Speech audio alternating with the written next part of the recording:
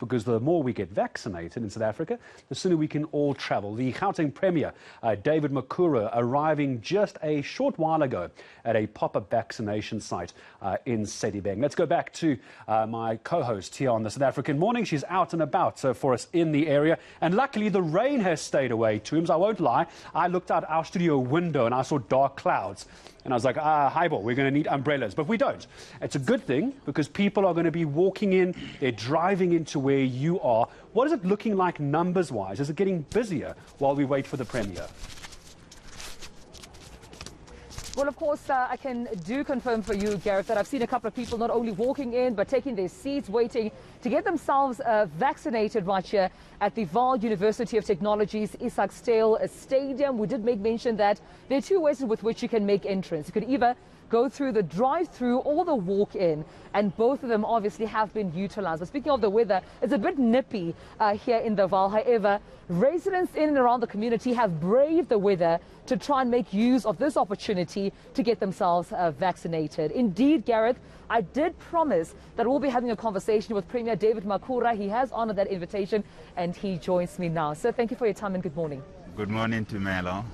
Premier, you started with doing a walkabout, assessing this pop-up site. What have you seen so far? Are you happy with what you've seen so far? Yes, I think what we see here has become a standard way of organizing vaccination sites in Gauteng.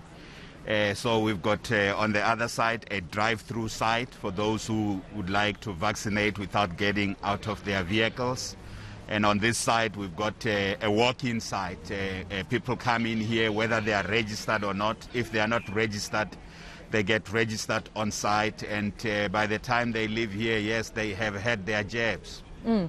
Premier, why do you think there's such a low uptake in terms of the number of people coming to get vaccinated? I understand this informed this decision to have these 3 days, yesterday, today, where you not only making it quite accessible for the residents to come, but you still doing those door-to-doors to bring those vaccines to the people.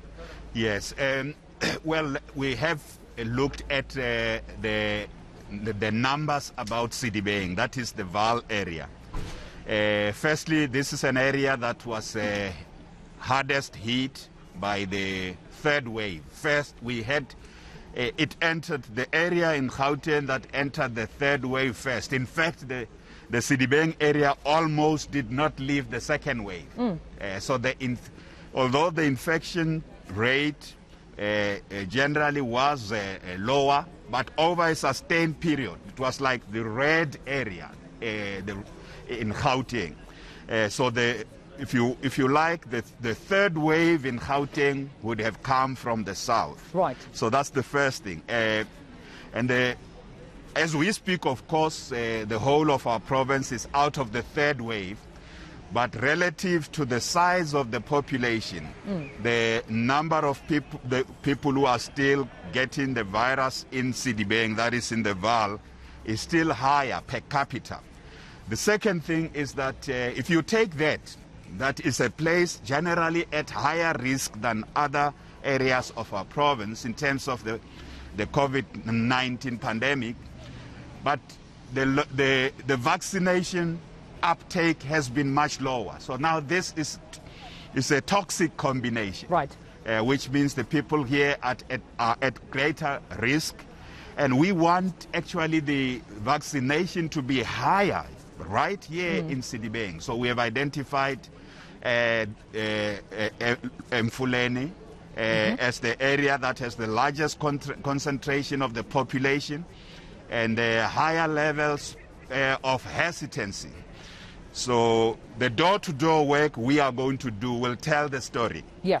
It is only when you come face-to-face with people that you understand why is it that they are not taking the vaccine as we see it in other areas. Last week we were in the West Rand. In the last 7 days, the West Rand has taken up the vaccination program very well. I'm very satisfied with the numbers that I have seen over the last 7 days. I am convinced that out of this work we are going to do in Sedibeng, we will see the difference next week. Right. So, Premier, are you saying at this point you don't know why people aren't quick to come and use such an opportunity to I would say speculation. At the moment, it's speculation. There's and I prefer relying on direct contact with people, and I don't want to bring what I heard in other areas, because in other areas people have been concerned about question marks about the safety of vaccines. We keep reiterating the message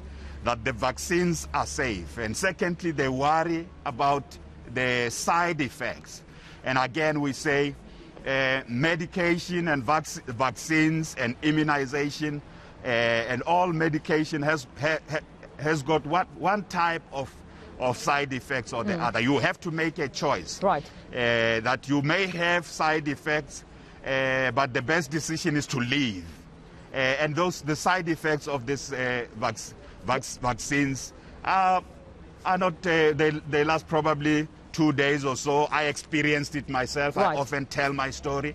I experienced mild side effects, some headache, a bit of fatigue, feeling tired, but after 2 days or so, you are over that. Right. And then people also cite incidents where somebody passed on. The reason we want, when you get vaccinated, you need to disclose everything. If you're not feeling well, you need to say so. If you have underlying conditions, you have comorbidities, or you are taking this medication or that, you need to say so to the nurses that will help. They will advise you it is safe to take the vaccine today, or maybe come back later. Right. And they will equally monitor you, because there's that 15 minutes period where you need to wait for healthcare workers to monitor you. Premier, I have to ask you this. Besides the vaccine hesitancy, what is government saying about those who choose not to be vaccinated? There's a huge number of those who say, listen, it's not about hesitancy. We hear the information. This is a choice that we are making to be unvaccinated. What is government's response to this? Well, I think every choice in a democracy, yes, people make choices. It's your democratic right. The question is that a responsible or a wise choice? So if your choice is too risky, and it puts other people, even yourself, at greater risk, we will advise to exercise your democratic right wisely and responsibly. Choosing not to vaccinate may be a very democratic thing to do, but it may lead to other risks. The risk of you getting, of course, everybody may get an infection, but if you are vaccinated, the viral load is lower, the risk of you infecting more people is also lower. The chances of ending up in hospital is also drastically reduced. And most importantly, the risk of death, dying from COVID-19 is also drastically reduced. But take it, you live with people, you have family, you have friends, or you work.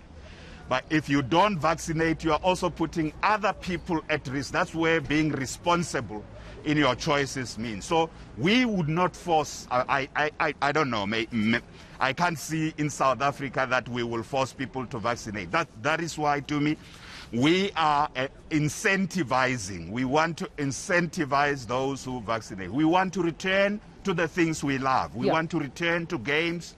We want to watch the teams we love. There are also people making a living out of gigs. We want to return to concerts. These are the things we love. But we want to have a chance to have to sit down with family, a vaccinated family, and enjoy lunch. Right. And also attend family, a wedding where everybody is safer here. Yeah. And let me tell you, people just miss giving someone you love, a family or friend, a hug. So we want to return to those the things that make us human. Right. And you're saying this pop-up site is not to be wasted. Everyone in and around needs to make their way today and tomorrow. Certainly, but here we are targeting the youth, we are targeting the students. Once we opened for those in the age category of 18 to 34, there was a big rush in other areas. But here in Sedibeng, we have not seen that big rush. That is why we are on campus, but we will also go into the community. We want to engage with the community. We want to engage with the students. I know I saw a lot of student leaders are coming, youth are coming from different areas here to come and join us to urge the students to take the jab, especially when you are a student. you want to stay in the healthiest side of things. And students love life. They want to go out there and do things. And when you're vaccinated, we're not saying you must lower the guard. You still have to wear your mask. Right. You still have to be cautious, sanitize your hands, and Right. indeed some social distancing. But Okay. we see the world is opening. We want South Africa to also open more economic and entertainment and sporting All right, Premier. activities. Well, we thank you so much for your time. I won't waste any more of your time in, of course, doing your door-to-door. But thank you so much, Premier David Makhura, for your time this morning. Thank you, Tumelo. All right, Gauteng Premier David Makhura joining us this morning, urging young people to come and get vaccinated, saying that staying at home and not using this opportunity would be wasted. And of course, this is how we end off our conversation right here at the Vaal University of Technology's Isak Stadium. Gareth? It's been wonderful, Tooms, to see it fill up so quickly since you and I went on air early this morning. And as you say, it's a VUT, Vaal University of Technology, is where you can go and get your jab. That walk-in, that drive-in, the queues are all social distance. You can see how well it's been set up. So if you're in the Sedibeng area, head over there and go and get your jab if you haven't. And also take some friends who haven't had a jab either. So that's the vaccination side.